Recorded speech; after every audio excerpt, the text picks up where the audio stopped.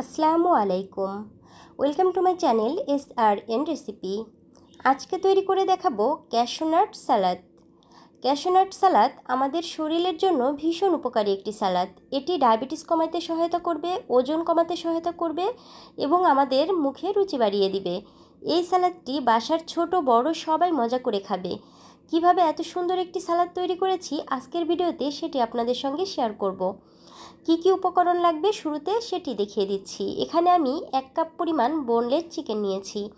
চিকেনের পিসগুলোকে একটু লম্বা লম্বা শেপে কেটেছি। আর নিয়েছি এখানে আমি শসা কুচি, আর নিয়েছি 1 টুকরো লেবু, নিয়েছি আমি হাফ কাপের মতো সবুজ কালারের ক্যাপসিকাম, হাফ কাপ নিয়েছি গাজর এবং হাফ কাপ নিয়েছি পাকা টমেটো। টমেটোর ভিতরের বিচিটা ফেলে দিতে হবে। প্রথমে চিকেনগুলোকে ম্যারিনেট করে নিব। আমরা যদি চিকেনগুলোকে ম্যারিনেট করে 30 মিনিট নর্মাল ফ্রিজে রেখে দেই তাহলে চিকেনটা খেতে বেশি ভালো লাগবে।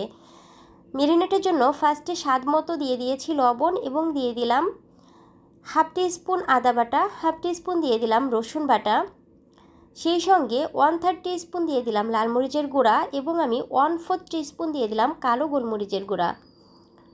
এবার আমি এখানে দিয়ে দিচ্ছি 1 টেবিল স্পুন পরিমাণে কর্নফ্লাওয়ার দিলে চিকেনটা হয় একদম ক্রিস্পি, খেতে ভীষণ ভালো টেস্ট হয়। ভালো করে একটু মেখে নিয়েছি। এবার আমি দিয়ে দিচ্ছি হাফ টিস্পুনের মতো সয়া সস।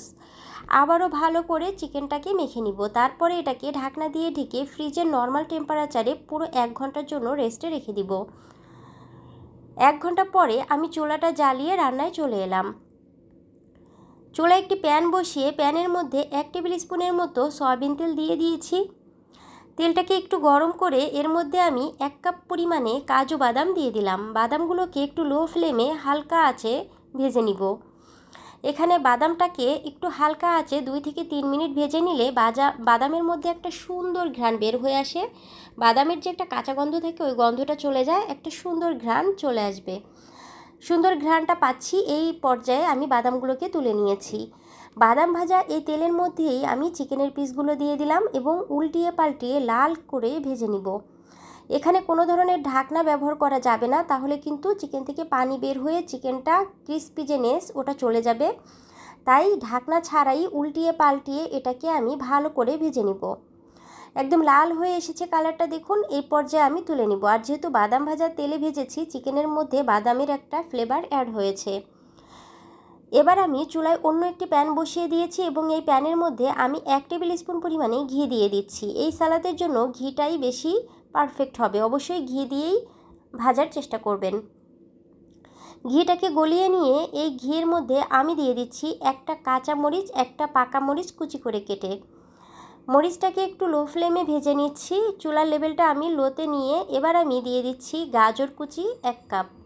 যে গাজর কুচিটা আমি শুরুতে আপনাদের দেখিয়ে দিয়েছিলাম, গাজর কুচিটা দেওয়ার পরে খুব ভালো করে নেড়ে চেড়ে আমি মিশিয়ে নিলাম। কিছু সময় গাজরটাকে ভেজে নিয়ে এরপরে আমি ক্যাপসিকামগুলোকে দিয়ে দিচ্ছি। আবারও ক্যাপসিকামগুলোকেও ভালো করে আমি সব কিছুর সঙ্গে মিশিয়ে নিচ্ছি। এভাবে একটি একটি করে উপকরণ দিয়ে ভালো করে যদি মিশানো হয় তাহলে এই মরিচের ঝালটা এবং ঘিয়ের ঘ্রাণটা সবগুলো উপকরণের সাথে খুব ভালো করে মিশে যাবে। এবার আমি দিয়ে দিয়েছি পাকা টমেটোগুলোকে, তারপরে আবারও একটু ভালো করে নেড়েচেড়ে মিশিয়ে নিলাম। এই পর্যায়ে আগে থেকে ভেজে রাখা চিকেনগুলোকে আমি দিয়ে দিচ্ছি।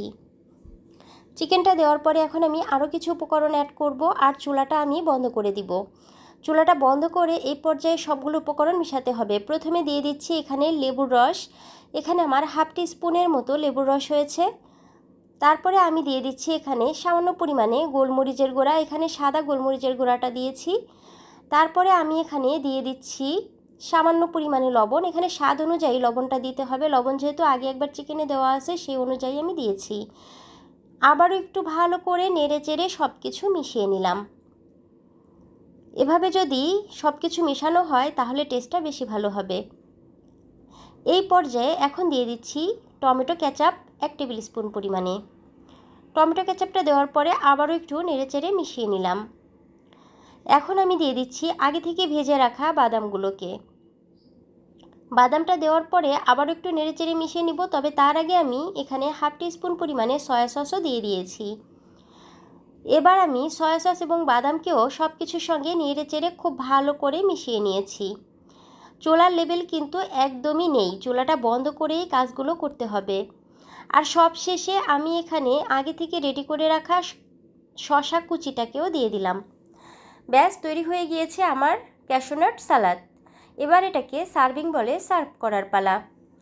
আমি সবগুলো সালাদকে অল্প অল্প করে একটি সার্ভিং বলে নিয়ে নিচ্ছি। আশা করি এই সুন্দর রেসিপিটি আপনাদের ভালো লেগেছে। ভালো লাগলে অবশ্যই চ্যানেলটাকে সাবস্ক্রাইব করে বেল আইকনটি অল করে রাখবেন, যাতে করে আমি নতুন কোনো রেসিপি দেওয়ার সাথে সাথে সবার আগে পৌঁছে যায় আপনার কাছে। গার্নিশিংয়ের জন্য আমি ভেজে রাখা কিছু বাদাম নিয়েছি, আর এই বাদামগুলোকে উপর দিয়ে ছড়িয়ে দিব, আর সেই সঙ্গে কিছুটা সাদা তিলও উপর দিয়ে ছিটিয়ে দিব, যাতে করে দেখতে অনেকটা সুন্দর হয়। যে কোনো জিনিস দেখতে ভালো হলে খেতে আরও বেশি ভালো হয়। আশা করি ভালো লেগেছে। ভালো লাগলে অবশ্যই পাশে থাকবেন। ভালো থাকবেন। আল্লাহ হাফেজ।